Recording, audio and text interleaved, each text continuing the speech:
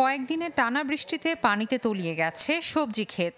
যশোরের সবজিগ্রাম খ্যাত ৭ মাইল বাড়িনগর চূড়ামন কাটি আব্দুরপুর সহ আশেপাশের কয়েক গ্রামের এখন একই অবস্থা। এমনিতেই কারফিউর ধাক্কায় সবজির চারা পাঠানো যায়নি দেশের বিভিন্ন জেলায়।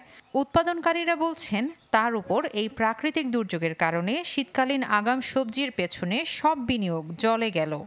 40 শতক জমিতে সব বুড়ে গেছে, গিয়ে মনে করেন যে প্রচুর চারা মারি গেছে, পচে গেছে, বীজ ফেলা ছিল, বীজ মারি গেছে।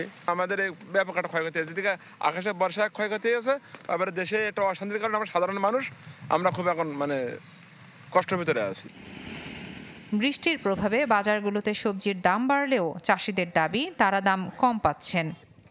বেগুন শেষ, উচ্ছে শেষ, শুধু বেঁচে আছে সিম আর করলা।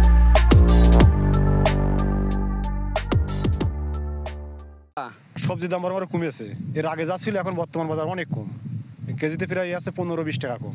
খুচরো বাজারে দাম আর আছে পাইকারি বাজারের দাম বহুত পার্থক্য। এতে আমাদের ছিল ভুক্তভোগীরা বা আমরা যারা চাষি আছে এদের জন্য খুবই দুঃখজনক। তবে আবহাওয়া অনুকূলে আসলে ক্ষতি পুষিয়ে নিতে পারবেন বলে আশা কৃষি কর্মকর্তার।